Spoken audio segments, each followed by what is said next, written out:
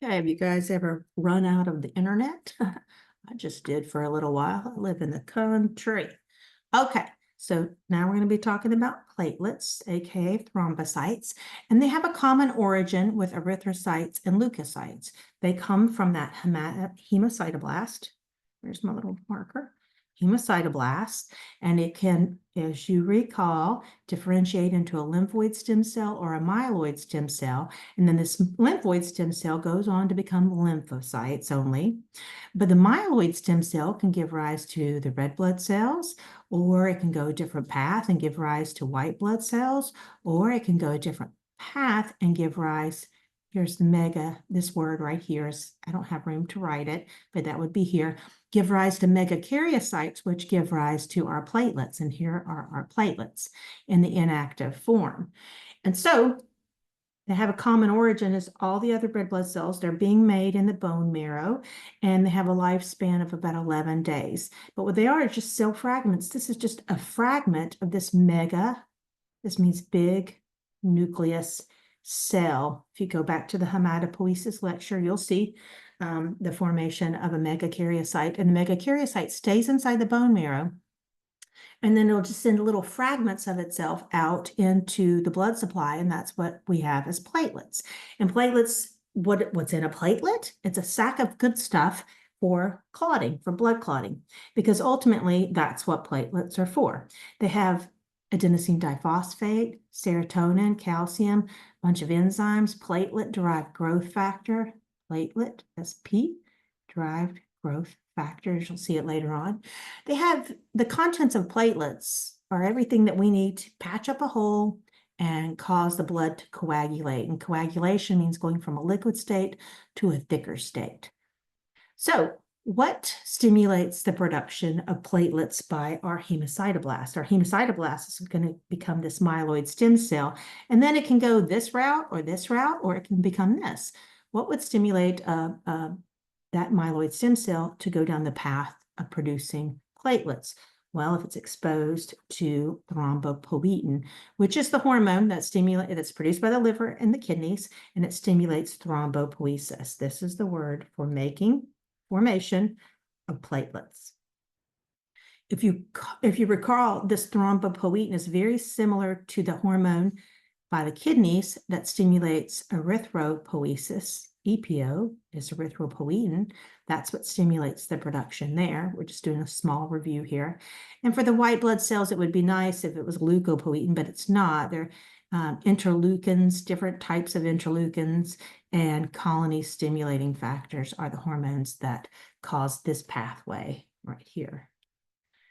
Okay, so in a nutshell, we're going to find that platelets plug up holes. They plug up holes in your blood vessels, and then they're going to start the coagulation process. So the term hemostasis means blood stop. Basically, if you've got a blood vessel here and you rip a little hole in it, like right here, you don't want all the blood to just ooze on out. You don't want it all to ooze on out. So we have these steps of hemostasis, which the very first thing that's going to happen, here's a second thing that's going to happen, and here's a third thing that's going to happen. These are the steps of hemostasis. Immediately, the blood vessel is going to vasoconstrict. It's going to constrict in that area, maybe to help shunt blood in a different direction. And the reason we can have this vascular spasm that's immediate is because we've got smooth muscle in the walls of our blood vessels. And just if you damage that smooth muscle, those cells themselves will cause them to contract.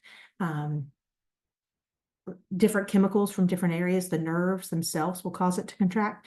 It's immediate, the vascular spasm is. But then we need to plug up this hole.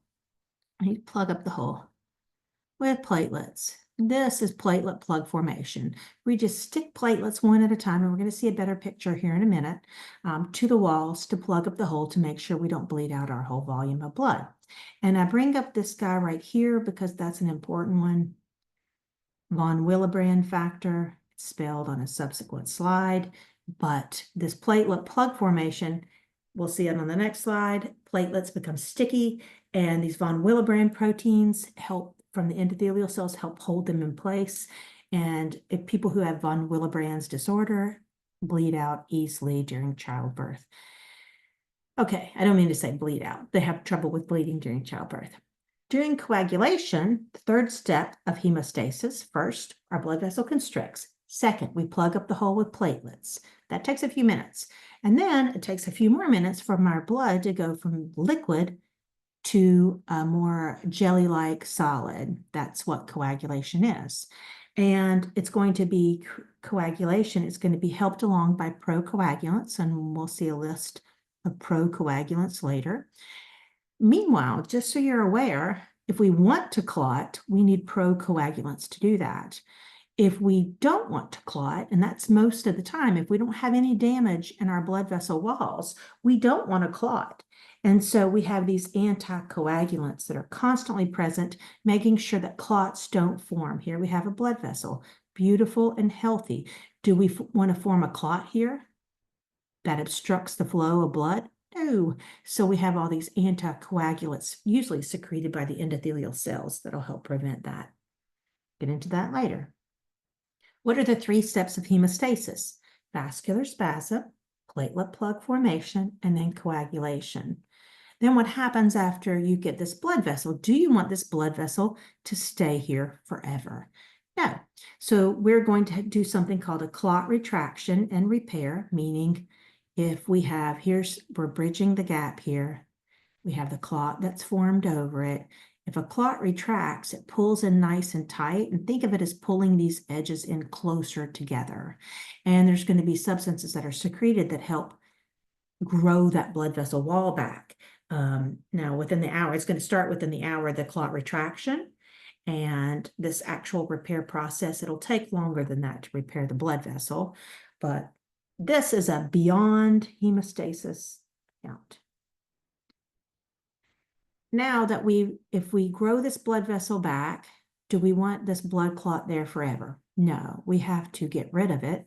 And so when we're getting rid of a clot, it's called fibrinolysis.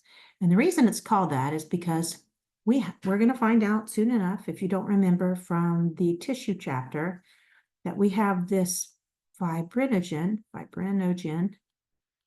This is an inactive form of a protein. It's soluble, it's dissolved in your blood, can't see it, but during the clotting process, it comes out of solution and you actually see it. It forms a mesh net called fibrin. And so I think you guys might remember this when we did connective tissues and blood.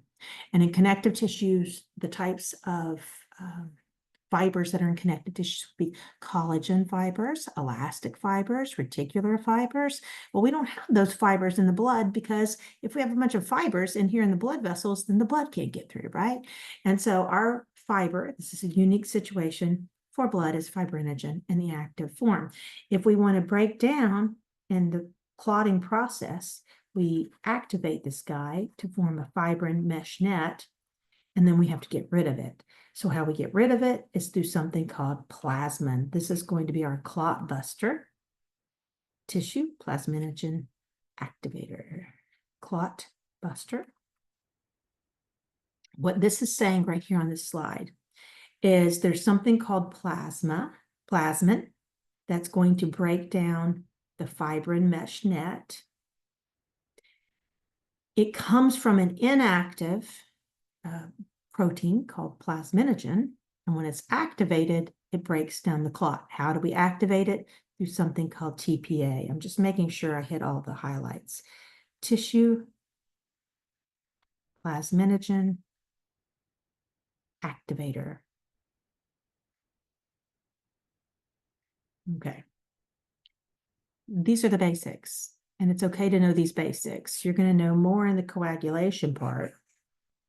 Sometimes we get overwhelmed with the details. It is fine to know these basics, and then we'll just try your best. Okay, so back to this idea. The first thing that happens is a vascular spasm. Second thing, platelet plug formation. Third thing, coagulation.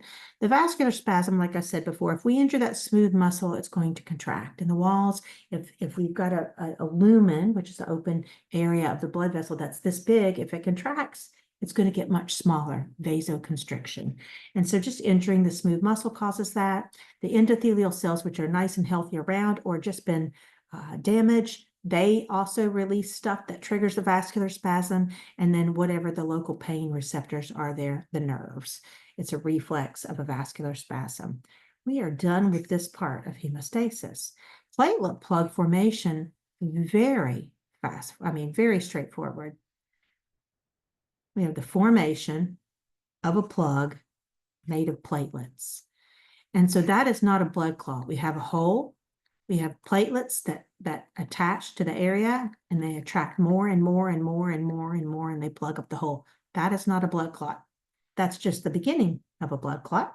But during the platelet plug formation, what's going to happen is the platelets get sticky when they're going around, like on that first slide, when they're going through the blood, they're nice and inactive. But if they come across an area where there's damage to the blood vessel wall, just deep to the endothelial tissue is going to be areolar connective tissue, right? And collagen fibers will be underneath there. Areolar is always underneath epithelial tissue. So collagen fibers will be exposed, and that's going to cause the platelets to become activated and become sticky. That starts, once our platelets become sticky and activated, they're going to stick to that area, and that's going to start this whole cascade of coagulation. Now, von Willebrand factor, this is that VWF on the last page, it helps to stabilize the platelets because it's going to hold them to those collagen that are exposed once they become sticky. So it's hard to form, if you have von Willebrand's disease, it's very hard to form the first part of a blood clot. We just can't plug up this hole because we don't have the protein that helps stick the platelets to the wall, the damaged wall. Now, once the platelets start to attract, this is going to be better on the next page, better than my drawings. But once platelets start sticking to the wall, they do something called degranulate, meaning they just dump their guts right out there. And one of the things that they release, one of the contents, is adenosine diphosphate. This molecule is, well, it's a precursor to ATP, right? Or the result of breaking down ATP, you get ADP and inorganic phosphate. This is adenosine diphosphate. And what it does, I like to think of it this way, it attracts more platelets and causes those platelets to degranulate. So negative feedback is mostly how we have homeostasis throughout the body. We want to maintain some variable between a level. If something's going up, the body takes steps to make it go down, and vice versa. And we maintain this variable within a certain range. Well, when it comes to this is our example of positive feedback. When we talk about blood clotting is an example of positive feedback, homeostasis through positive feedback. And the reason, this is negative feedback. You're going up, you're going down, you're going up. Positive feedback, you have something and it goes up and up and up and up and up, and then it just crashes because you run out of materials. But in the positive feedback side, we get one or two platelets, they degranulate, it attracts more. They degranulate, it attracts more and more and more until we actually plug up the hole. Some other substances that the platelets have inside of them is like serotonin and thromboxane A. Those both attract more platelets, but they also enhance the vascular spasm, that first step of hemostasis up here. So you've already got the vascular spasm happening, and then the platelets degranulate and release the thromboxane A and the serotonin, and we get a stronger vasoconstriction. So here's the picture of platelets. Here is a platelet that is not activated. And on that first page, you know how they got spiky? Here is a blood vessel. Notice here, right here, these are simple squamous cells lining the interior. All of your blood vessels are lined with these simple squamous cells, and they're called endothelial cells. Just deep to them, this is that loose connective tissue called areolar connective tissue, and it's got reticular fibers and collagen fibers and elastic fibers. It's the collagen fibers that we want to talk about here, because those collagen fibers, if you look at them, here's the collagen, the biggest, whitest thing should be them, and here we have von Willebrand factor. The collagen, we have von Willebrand factor attached to the collagen, and that helps hold the platelets in place. Then they attract more platelets when they degranulate, and more platelets, and they just start latching on to each other until they plug up this hole. Here's thromboxane A. It's attracting more platelets. This guy's degranulated. And here's ADP. It's going to enhance that vascular spasm and cause these platelets to aggregate. So let's see. Platelet adhesion, first step. Platelets degranulate, second step, and then they just pile up. Platelet plug formation is platelet aggregation. Okay. So what is it about coagulation now? So we're plugging up the hole here. It's not as dramatic as I would like because the blood's not flying out of the blood vessel, but this micro tear right here, you get micro tears all the time on the inside of your blood vessels. And you're not bleeding out. And so pretend like this is a little micro tear. We'll still do this next step of hemostasis called coagulation. And this is when our blood goes from a liquid state to a gel state. And this state is caused by something called procoagulant. Most are made in the liver. Your liver is very important to clotting. But there are some procoagulants, like calcium, that come from our diet, right?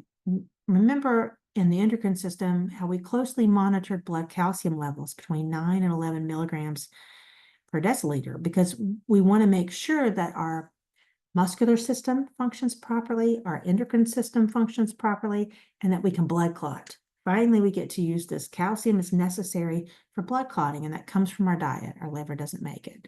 But most of the procoagulants are made by the liver. So if you have liver damage, that causes problems. You can also call procoagulants clotting factors, just so you know. And when they're made by the liver, they're usually in the inactive form. And ogen on the end of something means I'm inactive, just in case you start noticing that when you're reading these. Now, if we're going to go from a liquid state to a solid state, there are two different pathways to coagulation. Two different pathways. There's something called the intrinsic pathway to developing a blood clot and an extrinsic pathway. One is slow. The intrinsic pathway is slow. The extrinsic is fast. So if I draw blood from you and put it into a test tube, if you let it sit there, it's going to clot because everything is in blood already that is necessary for clotting. Intrinsic means within. And so if your blood is clotting in a test tube, it clots much slower than it would in the body if there was damage. And that would be an example of how we clot with the intrinsic pathway. Another way, so we're going to put example, test tube. So our blood clots in test tubes. But also sometimes, if you hear about people going on a long flight overseas, et cetera, and they developed a blood clot, well, sometimes when like everything is in the blood that you need to coagulate. And so if all the procoagulants settle and are not washed away, you can form a clot in the wrong place. So this is the formation of what we call a thrombus. That is another example of when we use this intrinsic pathway. Forming a blood clot in the wrong place. A thrombus is a blood clot in the wrong place. The extrinsic pathway is when we need something outside of the blood to help us clot faster. And this always happens in your body when there's damage. Anytime there's damage, we release something called tissue factor. Excuse me.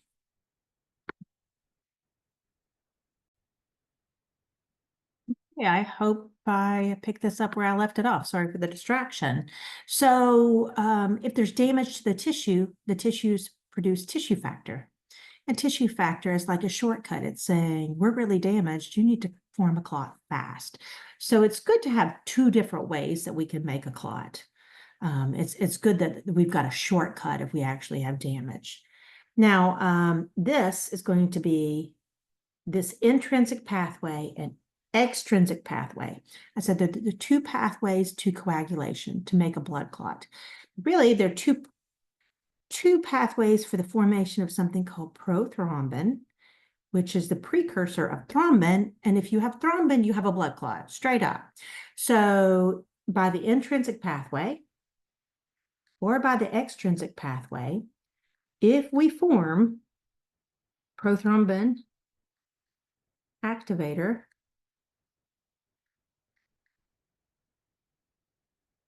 then we are going to convert this thing called prothrombin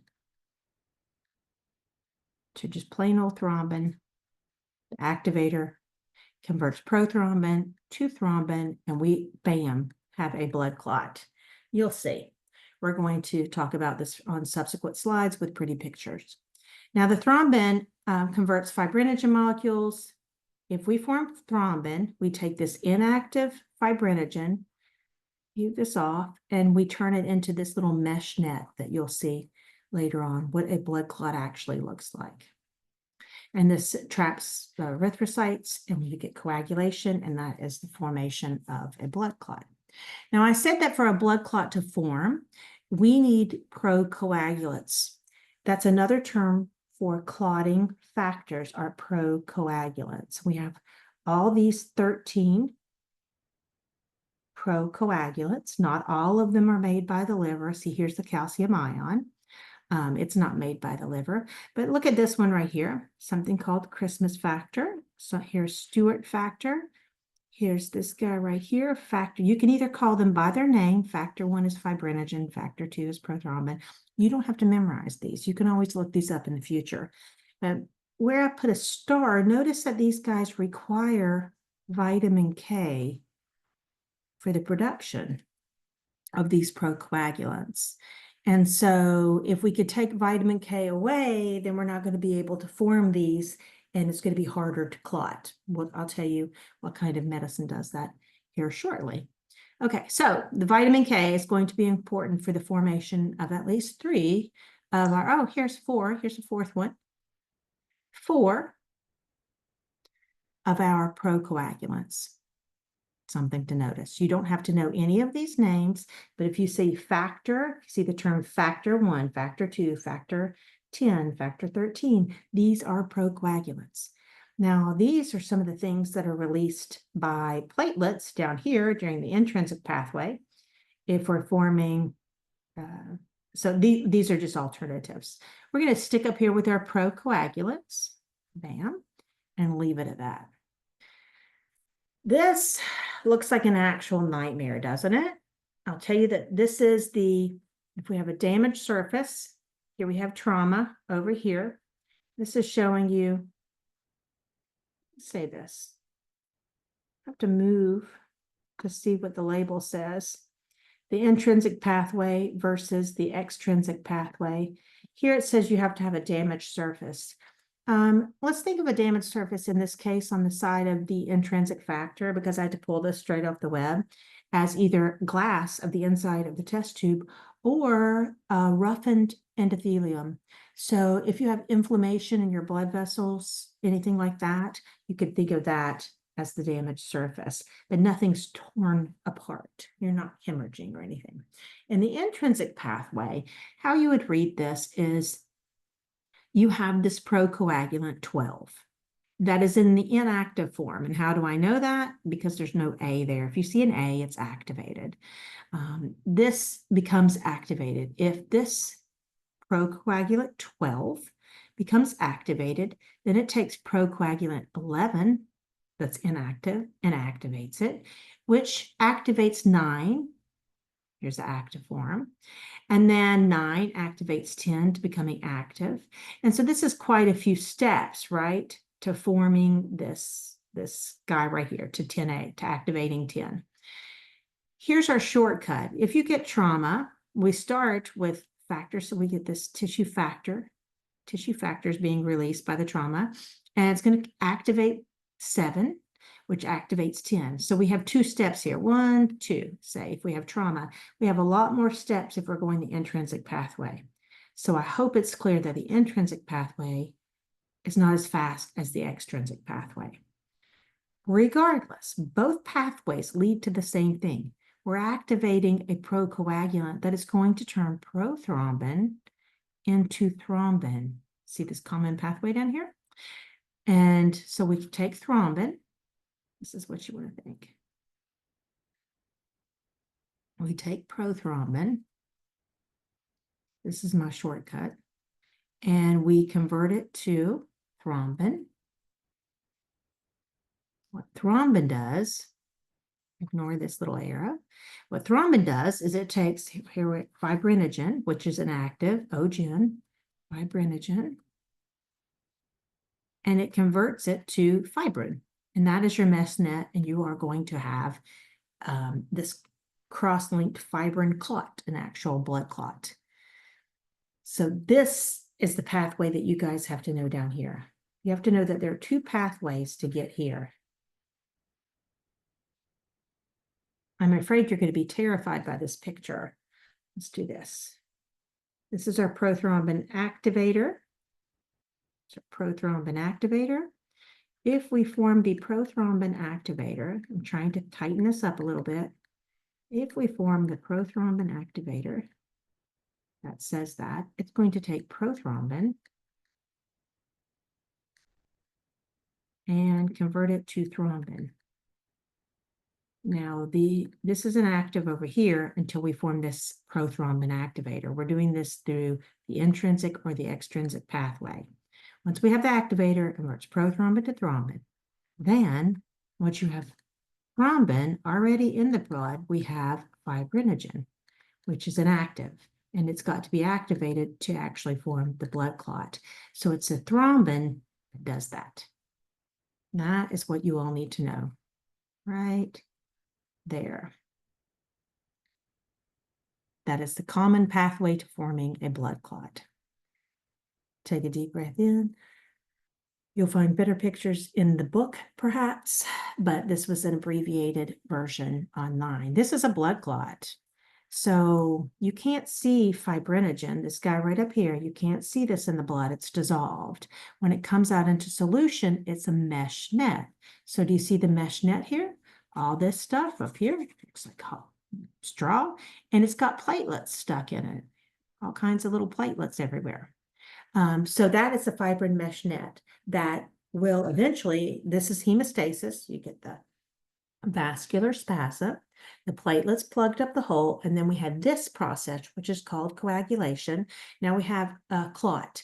We want the clot in the next step to retract, meaning to get tighter, squeezes out some serum, get tighter, and pull the walls of the blood vessel together and release substances that cause that blood vessel to grow back together. And then the last final step is we have to dissolve the clot in a process called fibrinolysis. So in the clot retraction, within an hour, that clot's going to constrict and it's going to squeeze out good stuff that stimulate the blood vessels to grow and repair, which would be platelet-derived growth factors. So that seems like it makes a little bit of sense. Now, once we have the blood clot, we don't want to keep it forever. We just want it to do its job. When the blood vessel's repaired underneath it, we want it to be lysed, taken away. So this is an inactive substance that is attached to actually that fibrin mesh net. It's called plasminogen. Are you starting to understand about the ogen is inactive? So this clot, it has plasminogen attached to the fibrin molecules inside of it. So how do we activate it? Well, when it's time, the endothelial cells secrete tissue plasminogen activator. And so, because it's coming from the tissues, and it activates plasminogen. And if you've guessed the trend, it's going to take off the inactive part and convert it to plasmin. Plasmin is the actual clot buster. It dissolves. This is what actually does the job of dissolving a clot. If you have a certain type of stroke, the type of stroke where you actually have a blood clot in one of your arteries in your brain, and we want to dissolve it, you have to find out if it's that type of a stroke. But if you give someone tissue plasminogen activator in the hospital, it will activate the plasmin, and that will help dissolve the clot. So this is called this. I may have called this a clot buster earlier, but this is the true clot buster. This creates this from plasminogen, and that's what dissolves the blood clot. Okay. Oh, this is the picture. I should have just waited and tried not to draw it. This is what you have to know for your coagulation cascade. Prothrombin is going to be converted to thrombin. Now, how does this happen? Remember, you get something via prothrombin activator. Prothrombin activator. And we form this prothrombin activator, the little tin with an A. factor 10 with an A, activated factor 10, it's going to convert prothrombin to thrombin. Once we have thrombin, we already have fibrinogen. It's our soluble protein in our blood, and it's converted to fibrin, and that is what causes the clot, fibrin mesh net. This plasminogen is in the clot, bound to the fibrin molecules. And if we want to convert it to plasmin, ignore all this stuff. Do that on your own. We're just focusing on the tissue plasminogen activator. The endothelial cells of the blood vessel will release TPA, and that will stimulate plasminogen to be converted to plasmin, and it will dissolve the clot altogether. So this is the best summary ever. You can ignore all this good stuff. I do. Okay. Hemostasis disorders. You want to clot when you're bleeding, and you don't want to clot when you don't have any damage to your blood vessels.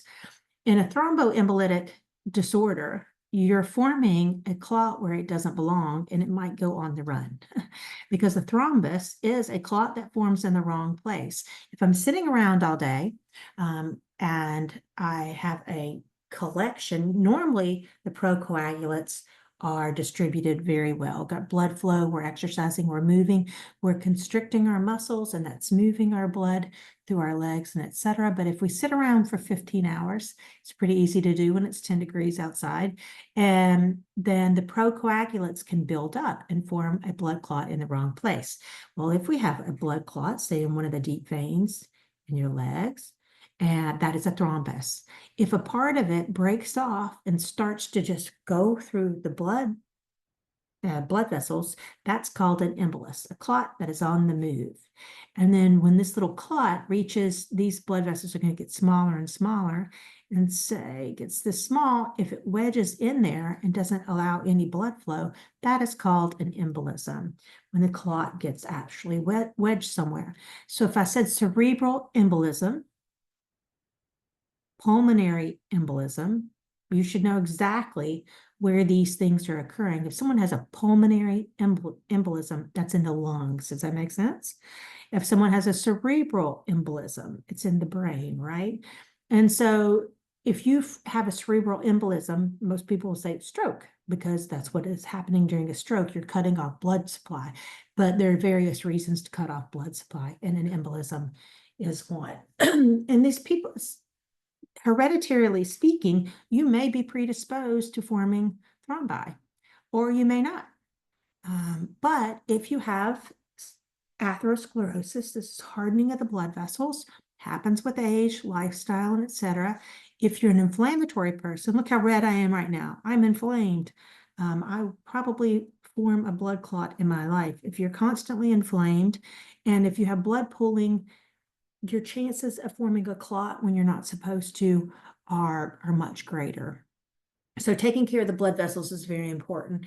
I'll tell you another reason inflammation and issues comes along with diabetes. Diabetes affects all your blood vessels, and so therefore it's going to affect blood clotting at the wrong times. So aspirin, people take a baby aspirin a day to prevent having a heart attack, etc. It really works.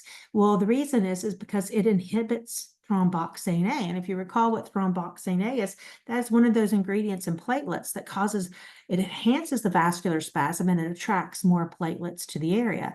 So it's harder to form a blood clot if you're not forming thromboxane A, if you don't have those, or it inhibits the action, of thromboxane A. Heparin is also given to people, and it inactivates thrombin. Do you remember what thrombin does? Thrombin makes fibrinogen into fibrin, bam, and then you have a blood clot.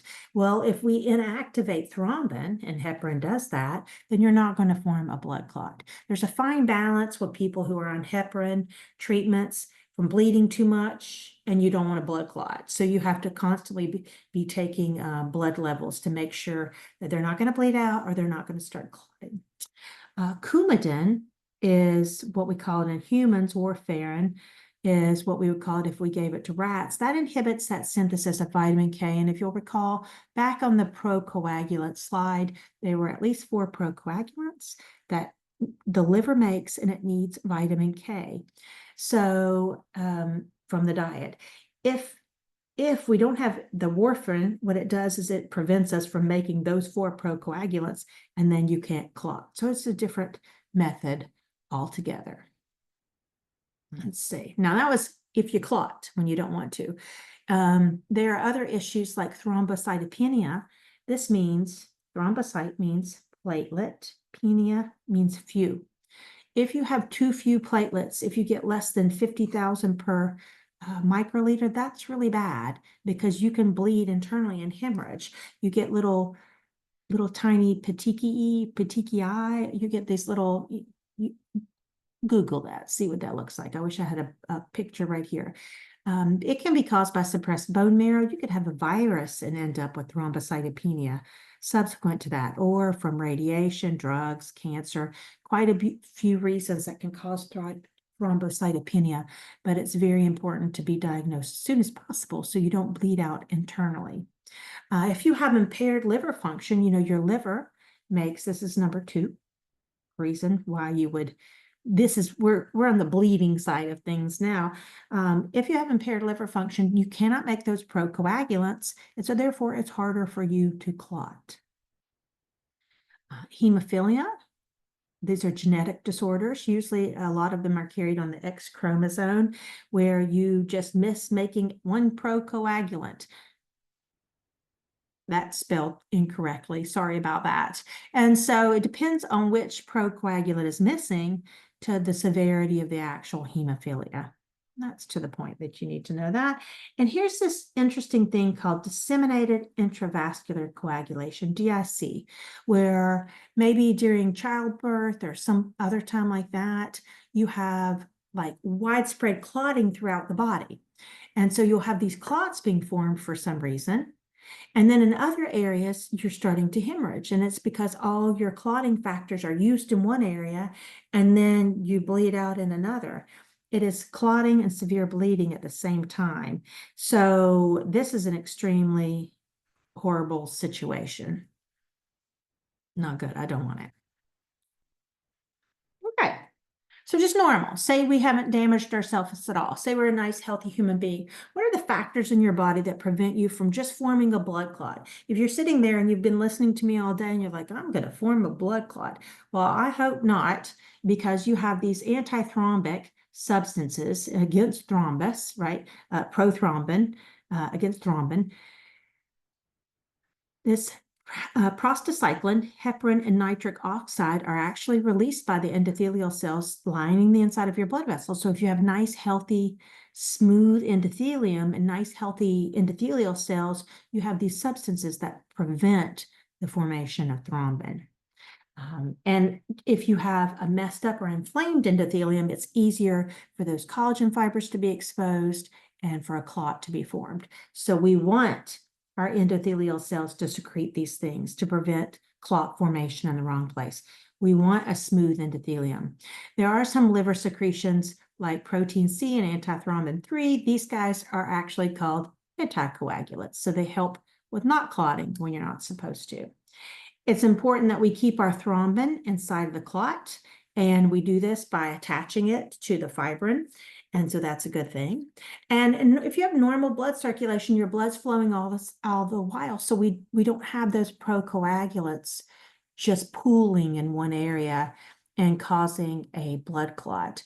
If you go into the hospital for any amount of time, they don't want you to get a blood clot, not on their watch. And so they'll put these things on your legs if you're laying in a hospital bed that will squeeze and relax and squeeze and relax. And the whole purpose of that is to act like your muscles, mimic your muscles walking around and force the blood on. And so then that way we don't have that formation of blood clots in the wrong place, because our procoagulants don't have a chance to build up and cause a thrombus. And last but not least, we have fibrinolysis to make sure that tissue plasmin, the tissues, when they secrete tissue plasminogen activator, it activates plasminogen to plasmin, and we can dissolve our clots. Now, these are factors that encourage hemostasis. And I bring this up because people do have von Willebrand factor disorders, if you don't create von Willebrand, it's hard for you to clot. If your platelets don't have enough ingredients in them, it's hard for you to clot. You can have platelet dysfunction for a variety of reasons, but you need all the ingredients in platelets for that clotting process. The liver's obviously makes the procoagulants. Tissue factor, if you get damaged, that is what's initiating the extrinsic pathway. And these are homeostatic imbalances. This is a homeostatic imbalance because we've damaged ourselves. This is the only one that's an outlier on this list. I'm trying to make it so this list is, if you don't have von Willebrand factor, you can't clot. If your platelets don't have the right ingredients, you can't clot. If you don't secrete tissue factor, you can't, but you will. And if anyone who has atherosclerosis, inflammation, or just pooling of those factors can initiate blood clotting in the wrong place. Do you want a blood clot in the blood vessels that serve your heart? No, it's a heart attack. What about a blood clot clogging up the cerebral arteries? It's a stroke, right? And so depending on where you are, what about in the lungs? Pulmonary embolism. If you develop a pulmonary embolism, that can kill you. And so we don't want clotting in the wrong place. Oh, and that's it. That's it for this chapter. We made it through.